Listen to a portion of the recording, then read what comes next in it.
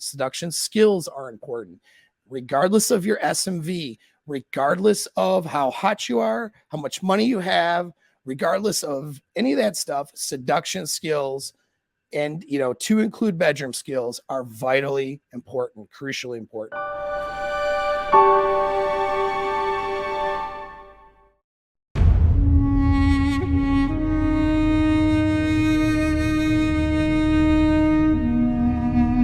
So how do you manifest that alpha energy that isn't fake? Yeah, so that's your inner game. I know I sound like a broken record with this. Alpha mindset course. Okay.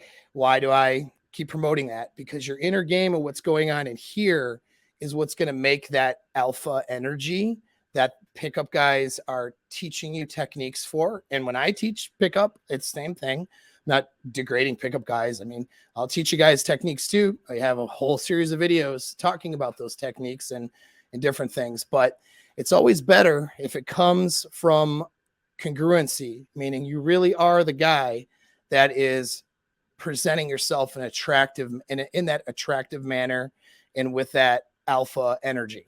Okay. You really are that alpha guy on the inside. You're not just doing it on the outside and what I call LARPing, live action role playing, that behavior. All right. Really important, because maybe you can get some one night lays if you get really good at being an actor. Okay. We're on Tinder and you're pulling a girl for like a one night lay. Most of that stuff is opportunity and being right place and right time, because you'll go when you're not in the right place, right time, the girls will reject you. Right place, right time. I mean, for that particular girl, she's in the right hormonal and mental and emotional state to get laid, and you happen to be there. And so you approached and you weren't unattractive, and so she sleeps with you. Her what I call action threshold is low. That's an important one to understand, because women have desire and genuine burning desire, but they also have a sexual action threshold, and those things kind of work in conjunction with each other. Sexual action threshold is the point where she makes a decision to sleep with somebody. So I'll give you an example. It's the best way to describe it is through an example. She's 21 years old, let's say, and on spring break, out on vacation with a bunch of girls who are doing garden tool, promiscuous behavior, right? She's now not going to be a bad girl or bad chimp or whatever, or be ostracized from social circles at home, because she's not at home. She's in a different place and she's with girls who are doing the same kind of promiscuous stuff. So her sexual action threshold might be at a 3.5. What that means is when she's partying, drinking, having fun, her girlfriend's making out with some guy over here. They end up at someone's apartment or her house or whatever other hotel room at, whatever, maybe a resort. And then she ends up banging some guy, right? All right. The full spring break experience of banging a dude. And maybe her desire for that guy was like a 4 or a 5, but her sexual action threshold was a 3.5. And that's what I mean by right place, right time. Right place, spring break, girls horny. She's got kind of horny, whatever. It's really more validation, right? And her friends are doing it. She's 21-year-old. And that dude who's, hanging out with other buddies, and one of his buddies is hooking up with her friend. And so she just says, cool, I'm going to have some sex now. All right. She didn't desire this guy like he's this alpha guy. She wasn't like, oh my God, this guy blows me away so much. He's so sexy. She probably barely remembers the sexual experience and what it was like. She may have been that intoxicated. Happens a lot. But she wanted the full experience. And so her mating decisions at that time were to sleep with this guy who is only maybe 4.5 in attractiveness to her, 5. But right place, right time, sexual action threshold is low. She says yes, she goes with it. Guys who are doing, let's say, pickup weekends and, learning how to game. I'm not saying those are bad. I mean, those are probably pretty fun if you go with the right group and you learn, some skills and stuff. I've heard both positive and negative feedbacks. You're going to the bar, though, and you're picking up some girl at 1:30, 2 o'clock in the morning, right at close. Her sexual action threshold is low. It doesn't mean your game is good, you see, because game is seduction. Seduction is being able to build that desire to exceed her sexual action threshold. So let me give you another example.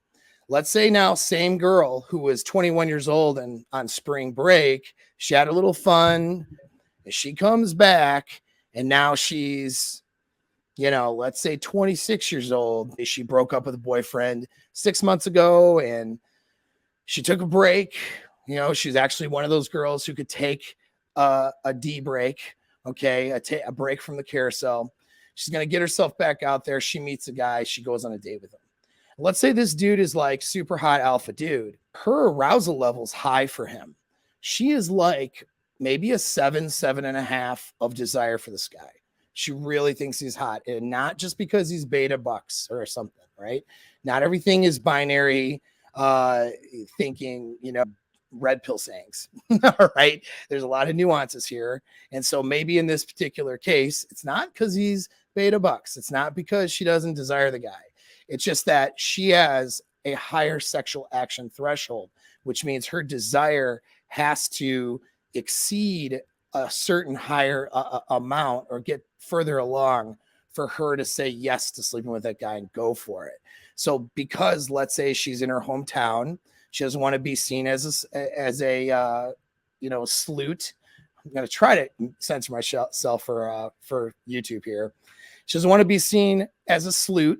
Okay. So she's, doesn't want her, friends and peer groups and stuff, which may be a very different peer group at 26, 27 than when she was, let's say 19, 20 on spring break. So maybe she's leveled up her social circle. She's graduated from college. She's working in a professional environment. There's like a whole lot of things that could be going on, right? And maybe she's more relationship focused versus hookup focused because she's getting to that epiphany stage time frame. And so she starts to realize at 26, 27 that her value is in part predicated on how often she gave up her, sexuality to other people. And if she gave it up pretty easily and whenever she felt like it with not a whole lot of standards, I'm sure at the time that they're making that decision, they think they have standards, but really what's happening is their standards are all over the place, right? Because they're just going based on the feels and they're not making good decisions. And so she's getting a little bit of wisdom in her head. I am not sleeping with a guy on the first date. I'm not going to do it because it's going to make me look like a whatever promiscuous chick. Do you know what I mean? And this guy's then going to kick me to the curb, or he's going to think I was like this with all the other guys. And so I'm just not, I'm not going to do it. But man, is he hot. And man, do I really want this dude, right?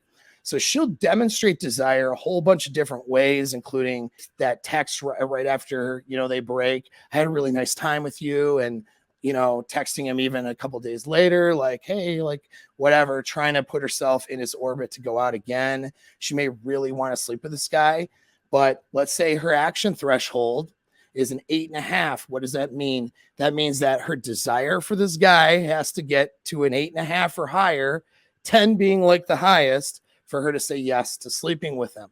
So she could be desiring this guy more than she's ever desired a guy on a first date. Let's say 7.5 is the highest level of desire, that she's had for a guy on a date. So she desires guy the most. Okay. 7.5, but she is saying no, not overtly maybe saying no, but she is curbing or putting barriers in play and not going home with them.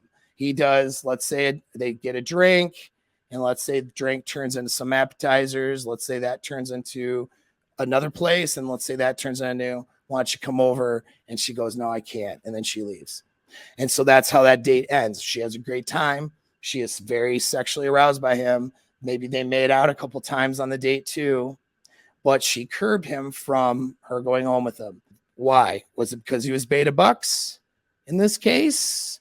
And he broke the rules for alpha? No, she didn't break rules for the guy in spring break. Her rules were much looser back then. And that was the difference. She was 20 years old back then with stupid decision making going on. And she was more promiscuous with a more promiscuous crowd. So influenced by promiscuous girlfriends and in a different place, different time.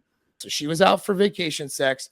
She was sleeping with a guy who she didn't desire that much just for the experience of having sex on vacation like her cool friends. Now, later in life, she's trying to make better decisions for herself. Her arousal is much higher for that guy, but she says no because her sexual action threshold is higher. She has higher standards for herself now versus when she was 20. So no, some of you guys are going to ask yourself, well, dude, why would I want this chick who all of a sudden now has this epiphany and doesn't want to, wants to set up rules and stuff versus back then? And I can't answer that for you. That's going to depend on the girl. It's going to depend on the kind of time you have. That's going to depend on whether it's a good experience or not, right? It's not all about sex necessarily. Sex is a primary factor when we're dealing with dating and relationships, but it's not the only factor, If it was the only factor, we'd make it a lot easier on ourselves and just pay for hookers. But we don't for a good reason, right? Because there's more surrounding that stuff. You have to make the decision for you whether or not you go on that second date or not. And that's going to depend on a lot of factors, but you can't assume because she didn't sleep with you right away and she slept with somebody else right away that guy was alpha and you're beta, or she perceived that guy as alpha and perceives you as beta. Now, a lot of times that is true because a lot of times that is a reason, but that's not the only reason. Okay. So sometimes the reason is, she sees the other guy as sexually more attractive, but there's more going on. What point of her ovulation cycle is she in? Because there is a point in that cycle where her estrus gets really high. It's only for about a handful of days. And that's when her horniness level goes really high. And she is way more likely and more susceptible to a guy's advances than other times in the month.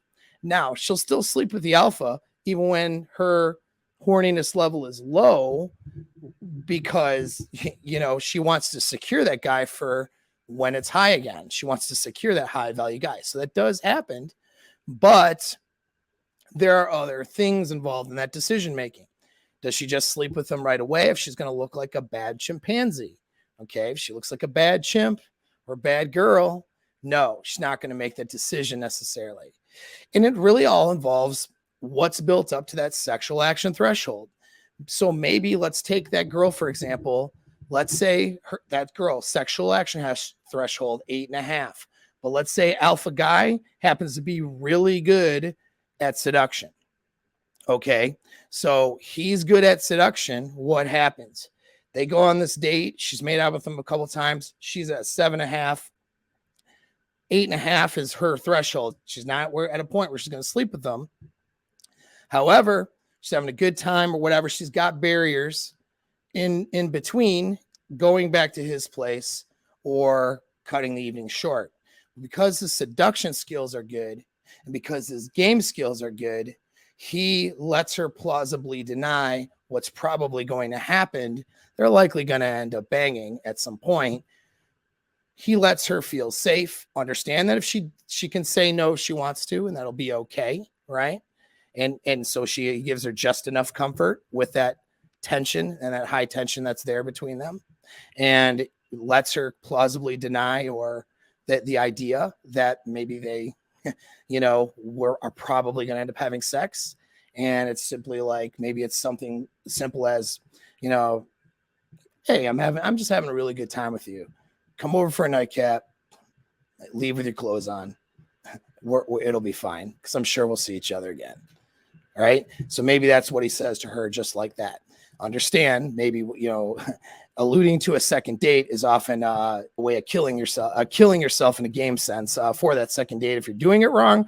But in this case, when her arousal's high and he knows it, he needs to build some comfort there. So she goes, oh, he's not, just, gives her a bunch of things in her head, lets her hamster kind of go a little bit wild. And she goes, you know what? I'm having a good time too. Yeah, let's just do, all right, just one, like we'll have one coffee drink or something, or we'll have one drink, just hang out. But I'm not going to sleep with you, just so you know, like whatever. She says that, right? What does it mean when a girl says, oh, I'll come over for a drink. But we're not having sex though. And she puts that out there as a caveat. She may or may not say yes on the first date to sex. It's not the only data point you want to look at. It's important, a data point, obviously, but it's not the only one. All right. So you want to look at other signs of attraction. You want to look at the situation as a whole. You want to look at her behavior as a whole, because all that makes a difference. If she's breaking rules for you, that's a good sign.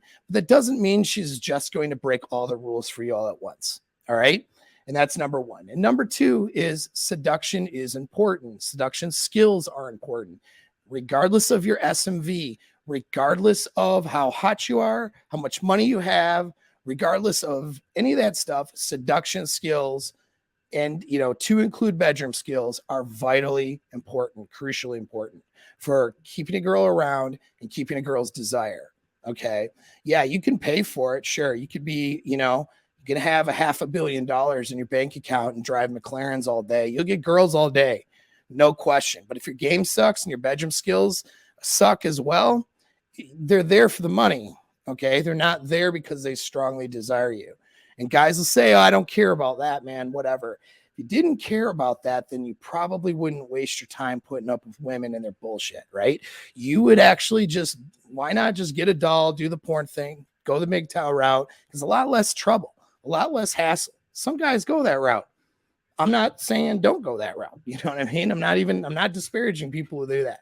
But we have an innate instinctual need, if you want to call it a need, or push towards wanting women who desire us. Because in tribal times, okay, if Cave Sally saw you as the best she could do and highly desired you, then she was going to take care of your offspring. Infanticide was real, and women would kill their kids or leave them behind to go hook up with the stronger, more dominant warring tribe, right? That happened.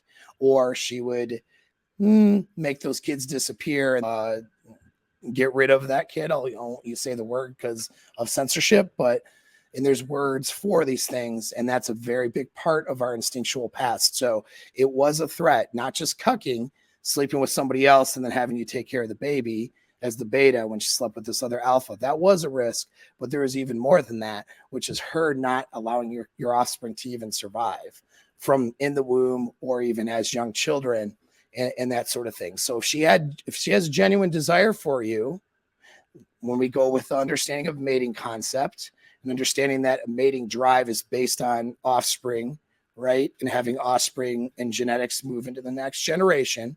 So understanding that as our drive, you understand then why genuine desire is so important. And when you don't have genuine desire from women in your life, it messes with you unconsciously, psychologically. It actually messes with your alpha mind state.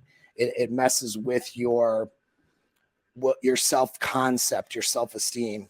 We see that a lot. Guys who are not doing well with women, it doesn't just affect them sexually. It affects every part of their lives. They feel less of a man.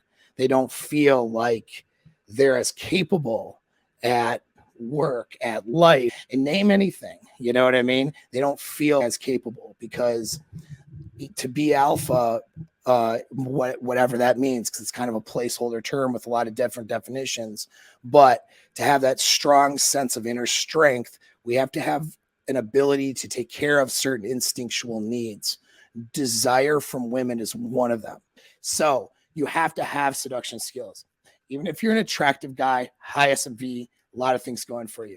You have to have it, not just to get that one night lay, but to get regular interaction and success with women, because you can have that high alphaness and that high SMV, and these girls could be saying no to you because you're not overcoming those objections. And I'm not talking about last minute resistance necessarily. I'm talking about you're kind of making out with her end of the night. You're like, you know what? I'm not ready to end the evening yet. Come on over for a nightcap. And she's like, I don't know about that.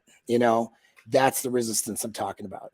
But you have to understand that sexual action threshold is a factor here, that she has these barriers. And just because she slept with some guy easier before, that doesn't mean that her desire isn't necessarily less for you or more for you. I mean, it doesn't conclusively say what her desire is for you. Okay. Her desire is going to be based on that alone, but it's not based on whether or not she sleeps with you necessarily, because she's made decisions. Every girl that's put a barrier up for whatever reason, again, maybe she's just on the rag, okay, and she's not willing to want it. She's not wanting to say yes right at that moment. She doesn't want to feel gross, and she's not used to having that kind of sex. Although I've had a lot of girls just say, "Screw it, we're doing it." They give me the warning. I say we're doing it anyways, and she's like, "Awesome," and it happens. But I mean, maybe that's a psychological barrier for her, and she's first time meeting this guy. She's really attracted to him, and she doesn't want to screw it up by being unattractive with her being on the rag. Not that that's unattractive, but in her mind, that's what she thinks. And so then her threshold is really high, right? So she said yes to a guy when she was 20 on spring break, low threshold, intoxication. Guy's not even that attractive. She maybe doesn't even orgasm. All right. Later on in life, high, different circumstance, different mindset, higher action threshold, which means that even though that guy's way hotter than dudes that she slept with before, he has to move her through that seduction process a lot more diligently to get her to that place.